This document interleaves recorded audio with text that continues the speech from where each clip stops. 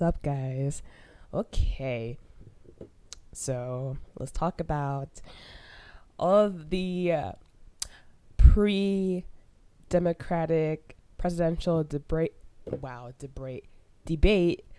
predictions and some of the videos I've been watching and live streams, all of this stuff. This is really interesting stuff. I honestly can make a whole Yang Power Hour just based on everything that's leading up to this, building up to this. But I have a bit of a cold, I'm sorry. But yeah, I have a lot in store for you guys. Really, I don't have a lot in store, but like, I just have a lot of opinions. So basically, as you can see on the screen here, this channel called Problem Solver Politics, I'm gonna show you guys a video of theirs, and we're gonna do like kind of like a basic point by point review of like some of the highlights of like this recent video that they did, but then we're also going to do like the comment section stuff as well, and then we're going to talk about just other things you can probably see up here, some of the tabs that I have open here. But we're going to power through this. I don't care if my voice is being stupid, but yes. So I've seen these guys' videos in my recommendation sidebar on YouTube. I just haven't checked it out, but I decided to check this out because obviously it's a compelling title here. Did Andrew Yang already win the first 2020 Democratic debate, right? Hence why it has a lot of views as of right now. But I just wanted to see has this channel been doing other stuff prior to the Yang Gang phenomenon? And it seems like they kind of pretty much started off with talking about Yang. The very first video was just 3 months ago, so congratulations, guys, for being up here, and getting all the like views and subscribers in such a short period of time. But yeah, right here it says that their first video was Problem Solver Politics with Cardin Ellis, and then their next one was about Andrew Yang and what is the freedom dividend. So pretty, and then like pretty much every other video is about Andrew Yang, or pretty much every video is about Andrew Yang and or the freedom dividend and or other policies you can see, such as like what's the point of a penny, which I love that.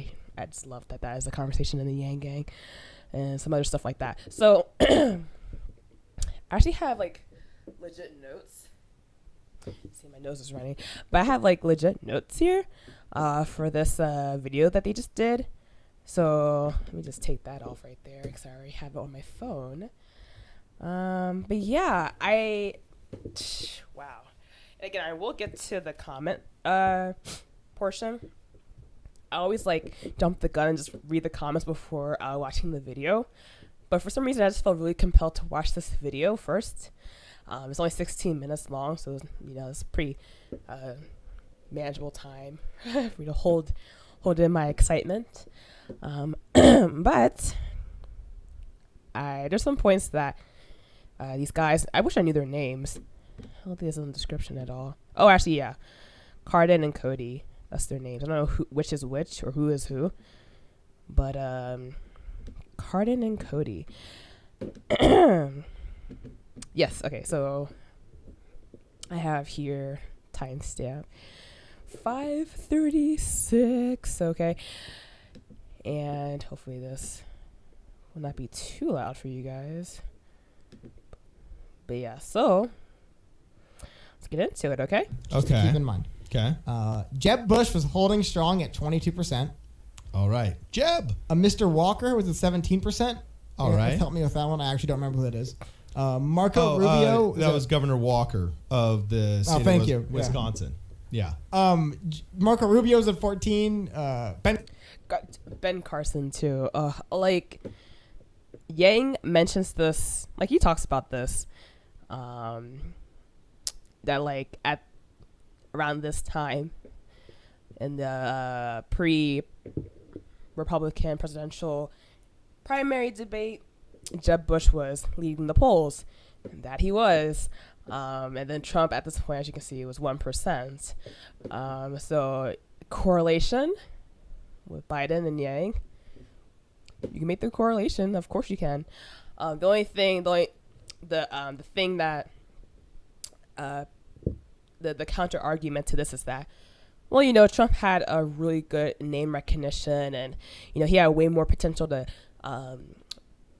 get higher on the polls than Yang does, right? But that's like the variable that most people are like, no, I'm not gonna waste my vote on Yang because he probably does not have that strong name recognition.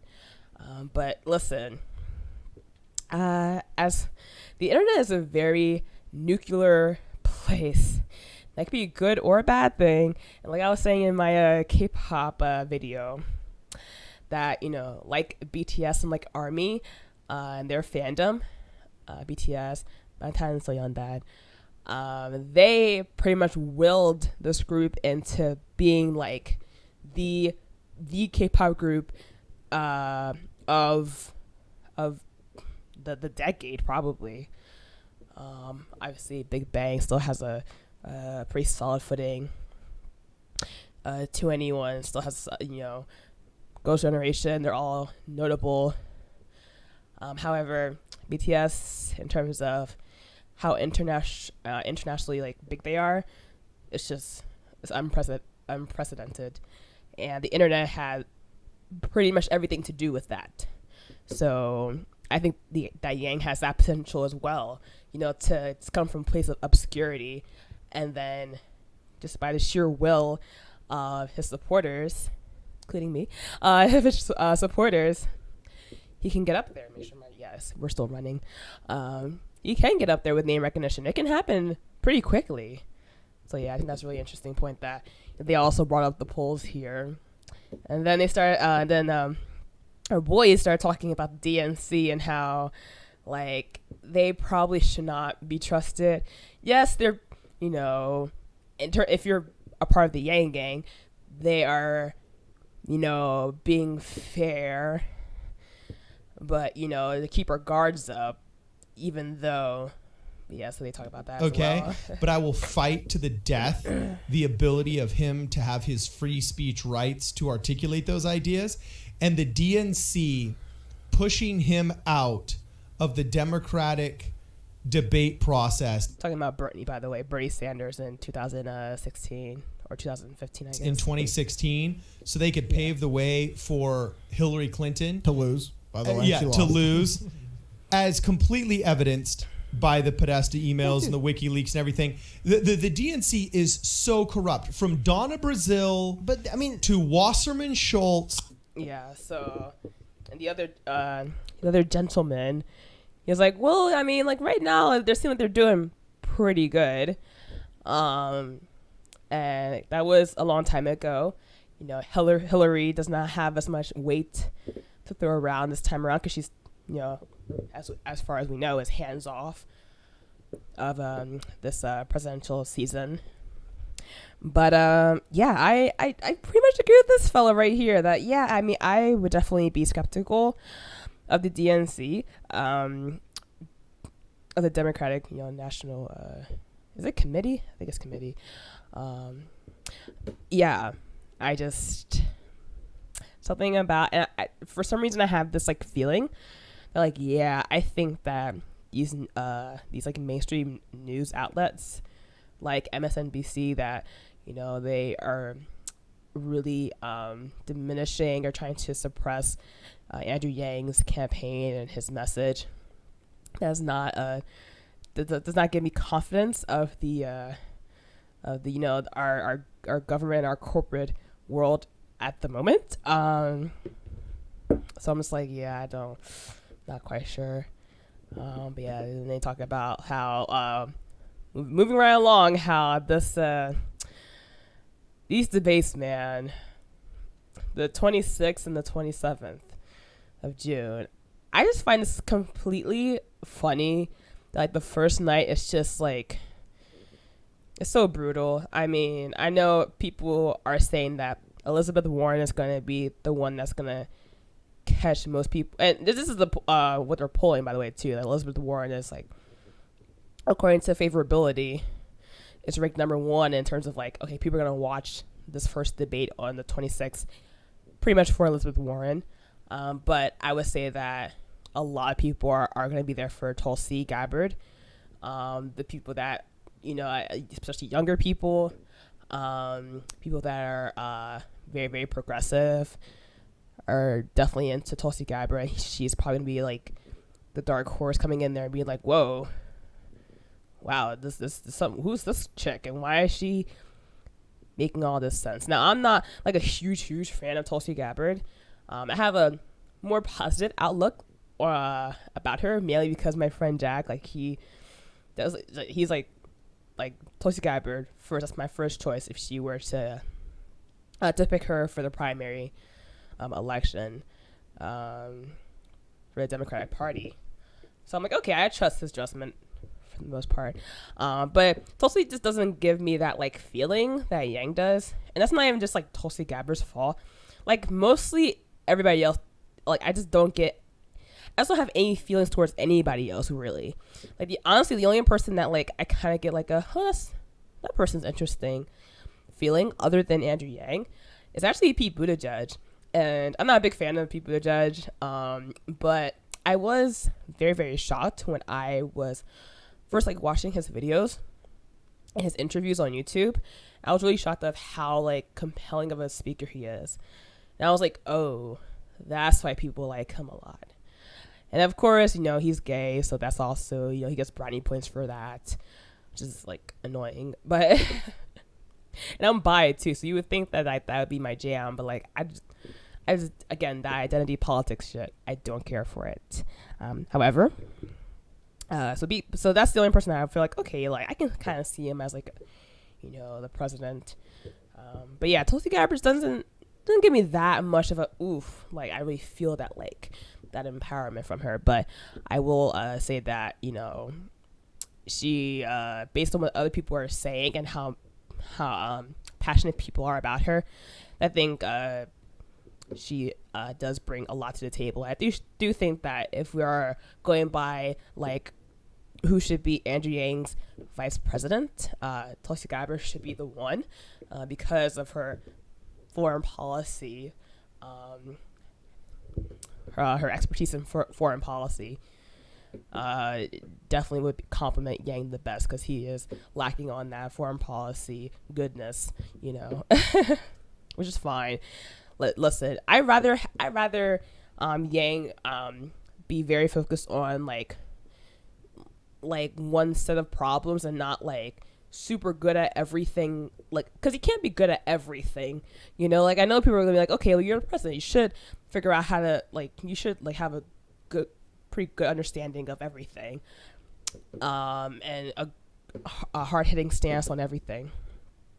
This is not the reality. Like we're all people, we do have strengths and we do have weaknesses. That's why there's such a thing as a vice president, so we can compliment each other. Okay, so yeah, I don't know why let me play this clip and see why I highlighted this.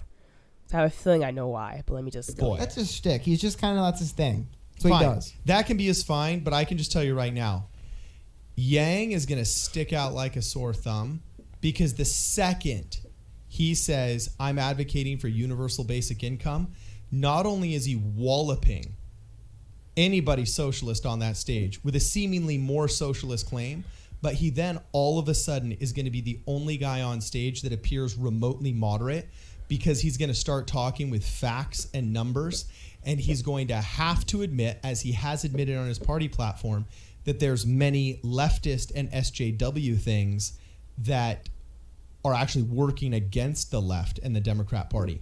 I love that point so much. And they bring this up later on in this video. But the fact that Yang is bringing something completely, just a new perspective on, or just like a new way on how to approach a problem, it's just like, is mind-boggling to a lot of left people, people that identify as leftists or even like liberals, it's going to throw them off a lot. Because, and you see this in internet culture as well. So this doesn't surprise me that so many people on the left are really like have a lot of friction towards Andrew Yang. It doesn't surprise me. It disappoints me. But it doesn't really surprise me because, like, yeah, the left is pretty much, and the right, but the left is really embracing this. Oh, forget the facts, forget evidence. Like, it's all about public opinion, and if the, you know, like it, and you know, the identity politics, and it's all about feelings. And yes, that stuff is important, but like, not to the extent of how they're, not to the extent of like jurisdiction. You know, that annoys me a lot. And these guys are right. At least this guy is right. I think he's Cardin. I'm pretty sure he's Cardin. I would have to assume. It's a cool name, by the way. I never heard that name before, Cardin. But yeah, Yang's gonna be like just a standout, and that is an important part. That's an important point that that many people are bringing up, and of course, like these guys are probably like Yang gang, so of course we're gonna be like, oh yeah, like he's gonna bring it. But I'll go back to this video, but like I was also watching this from, you know, what's his name? Progressive Resistant Media and New Progressive Voice. Josh and Dave, they were talking about this, and they're talking about how, you know, Yang will definitely be like the main standout of the second debate on the 27th. And then like maybe like Marianne, I think Josh said this. First is Andrew Yang. Second is Marianne Wilson. Wait, hold up. Let me make sure I know her name. Hold up. Wait a minute. Let me make sure I'm Marianne Williamson. I think. I have no idea. I know. I don't know why it always directs me to Yahoo. Marianne Williamson. Sorry about that, guys. And Kristen Gillibrand. That's who Josh thinks that is going to be like probably the standouts, or like the dark horses of the of night 2. And yeah, and I also think it's really important that we bring this up as well. If you guys know Kyle Kalinske from Secular Talk, I do watch him quite recently. Like I recently just got into him. But I knew of him for a long time because I love like The Amazing Atheist, TJ, Deep Fat Fried, and they talk about how talk about Kyle sometimes and talk about how they appreciate him. But like I just happened to just like go on the stream last night, and they're talking, and I was like, oh snap! I saw the title and I was like, Secular Talk, just BSing, answering your questions. I'm like, ooh. This is just a general question and answer forum. Let me come in there. Let me sprinkle some Yang in there. And I don't think I was too annoying, but you know, whatever. Anyway, so I was watching this live, and when he said this, I was like, yes, because Kyle, he's like totally for Bernie all the way. I think most of the supporters are supportive of Bernie, but it's starting to like split a lot. Like in the comment section, I kept seeing like a lot of Tulsi, Gabbard, saw some Yang too. Pretty much everybody doesn't like Elizabeth Warren, but most people prefer like Bernie Sanders in this chat right here. So like this came up twice. Andrew Yang came up twice in this chat, and every time Kyle was like, yeah, like I respect Andrew Yang, like he's maybe like a 4th, 5th choice, not my first choice. Voting for him for the Democratic primaries, but you know, and mainly because of Andrew Yang's stance on like free speech on the internet and how Andrew Yang wants to like kind of regulate the internet in a certain way, which I understand. I think Yang has kind of changed this a little bit, But I do know that Yang is very particular on like the internet and how it affects younger people, especially by the studies it affects younger females. And I understand why Yang is concerned about that, but I'm just like, I'm not really for Yang, like he wants to kind of implement like monitoring like phone usage and like kind of like encouraging more people to like go outside and talk to people. Like, I don't know, like I understand why, that makes sense why Yang would want that, but I'm more on like the Gary Vee stance. I'm just like, listen, let your kids go on it, and because that's where our world is heading to anyways. Like like we're gonna be in like a virtual reality world in like 20 to 30, 40 years. It's all gonna be technology, so why kind of like fight the current? That's kind of more on the lines that I am, although I do understand how mental health and the use of technology, there's a lot of correlations between like, okay, the more you use technology, the more your mental health kind of deteriorates. But anyways, so that's, I understand why Kyle is not a big fan of Yang for that. But I do think that Kyle should give Yang a little bit more of a chance here. Because Kyle is very much like on like, okay, he thinks that Yang is kind of like a Trojan horse in some instances. Like he's trying to, like, I guess they think that he's trying to act socialism, but he's really pushing for capitalism or something. I don't know. But yeah, let's just go here because they're talking about he's talking about his predictions for the debates as well. So let's just take a look, okay? For a very basic prediction, I very much expect Bernie to do well. And actually, you ready for this? This is a little bit out of left field, but I'm going to hit you with it because I think it's true.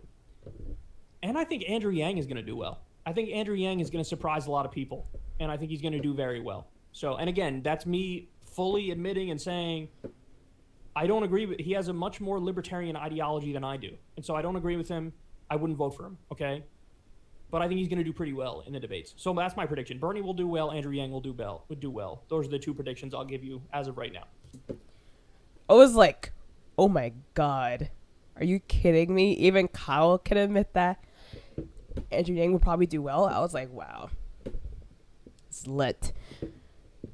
As you can see, I'm dying right now, trying to like catch my breath not to cough in the mic.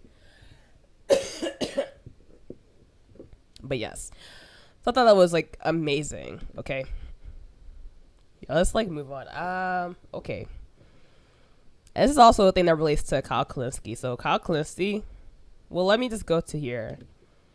Let me see. Okay, yeah, I got a list of candidates who have signed on. See, Ro Khanna, Justice Democrats, Alexandria Ocasio-Cortez, Kyle Kalinske, the PCCC, Bernie Sanders, Marianne Williamson, Mike Gravel, Cenk Uygur, Anna Kasparian, Allison Hartson, and John Idearola have signed on so far. It's only been the TYT Progressive Economic Pact has 5 pillars, and they're relatively short. I'll burn through them here. Number 1 is higher wages.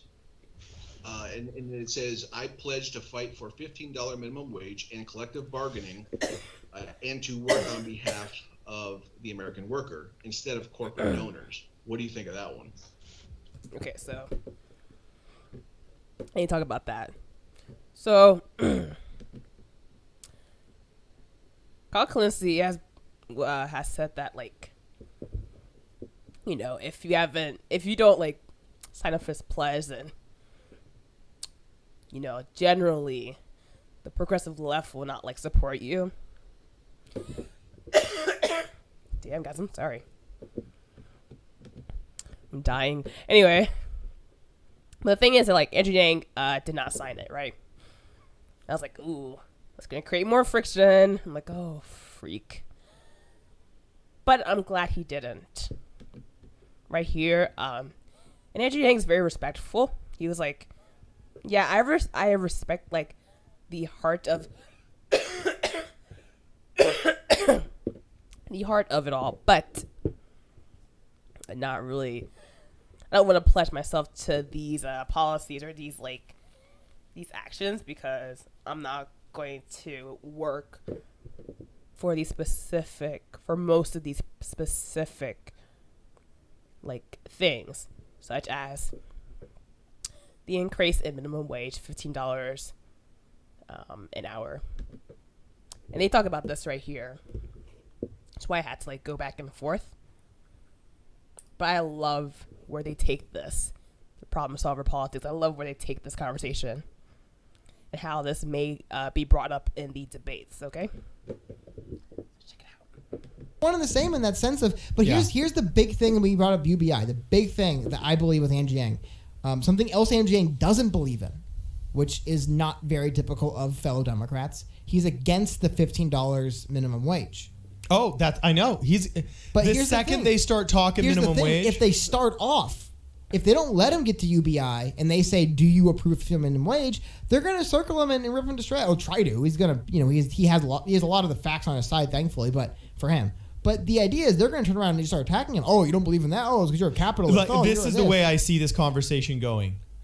Biden stays silent on minimum wage because they don't ask Biden. They don't ask Sanders because everybody knows what they think already. They're going to ask Harris. And Harris is going to say, or they'll ask Buttigieg, do you believe we should have a minimum wage? And he's going to say yes, and it should be federally $15 an hour. And then Harris is going to say, no, it should be $20 an hour. And then Kristen Gillibrand is going to say, no, it should be $40 an hour. And they're all going to compete for the biggest soundbite of who wants the highest minimum wage. And then Yang's going to say, no, the facts and the numbers of minimum wage don't add up. They chase more jobs towards the robots, and the robots are going to destroy the truck drivers and the retail clerks in all your districts. You are stupid. We need to introduce UBI. And they won't even know what to do, because when he says you're stupid, we need to give everybody $1,000 a month, they won't know whether he's a fellow socialist, a card-carrying communist, and whether to welcome into the club or whether to reject him. But being the DNC, they will fear it and they will reject him, and he will get the biggest amount of blowback he's ever gotten in his entire political career. I definitely believe that. 100%. Wow. And I love his especially this guy. He pretty much lumps Kamala Harris and people to judge in the same category. I definitely believe so, because they're both names that most people or many people have heard of, and they're very passionate candidates, but not a lot of substance to them, or if there are substance, very minuscule. But that's exactly what happened. And Kristen Gillibrand, they'll probably fight over who's more passionate about the $15 minimum wage, and Andrea's gonna come in there and be like, "No, you guys are dumb. That's not the answer," and that's gonna polarize so many people, which is a shame. But it makes the most logical, reasonable sense.